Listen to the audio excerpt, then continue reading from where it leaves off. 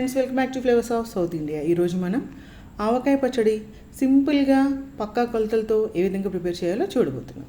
ముందుగా ఒక పెద్ద డిష్లోకి ఒక జగ్గు కారం, ఒక జగ్గు కల్లుప్పు కానీ సాల్ట్ కానీ యాడ్ చేసుకోవాలి. 200 గ్రాములు ఆవపిండి, 50 గ్రాములు మెంతిపిండి, 2 స్పూన్స్ పసుపు కూడా యాడ్ చేసుకొని కొన్ని వెల్లుల్లి రెబ్బలు, కొద్దిగా వెల్లుల్లి పేస్ట్ కూడా వేసుకొని బాగా మిక్స్ చేసుకోవాలి.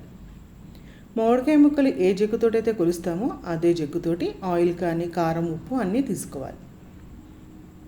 అదే జగ్గుతో ఒక జగ్గు నిండా ఆయిల్ తీసుకొని అందులోకి 1 స్పూన్ పసుపు వేసుకొని మనము ముందుగా కొట్టి ఉంచుకున్న మామిడికాయ ముక్కలన్నీ కూడా ఈ ఆయిల్లో వేసి తీసుకోవాలి. ఇలా చేయడం వలన మామిడికాయ ముక్కలు మెత్తపడకుండా కరకరలాడుతూ సంవత్సరం పాటు చక్కగా నిల్వ ఉంటాయి. ఈ మామిడికాయ ముక్కలు మనకి 8 జగ్గుల వరకు వచ్చాయి. అంటే 8 జగ్గులు మామిడికాయ ముక్కలకి ఒక జగ్గు కారం, ఒక జగ్గు ఉప్పు సరిపోతాయి అన్నమాట.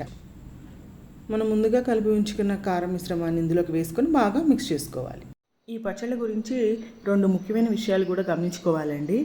మనము నిలువ పచ్చళ్ళు పెట్టేటప్పుడు ఎటువంటి తడి కూడా చుట్టుపక్కల లేకుండా చూసుకోవాలి. అలా తడి తగిలిందంటే బూజు వచ్చేస్తాయి.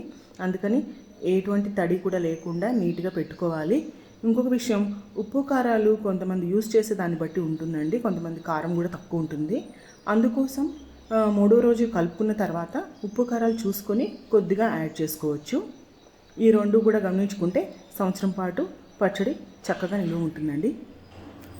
మనం పసుపు కలిపి ఉంచిన ఆయిల్ని కూడా పోసుకొని బాగా మిక్స్ చేసుకోవాలి. ఇవన్నీ పక్కా కొలతలతో ఇలా మిక్స్ చేసుకుంటే పర్ఫెక్ట్గా సరిపోతాయండి.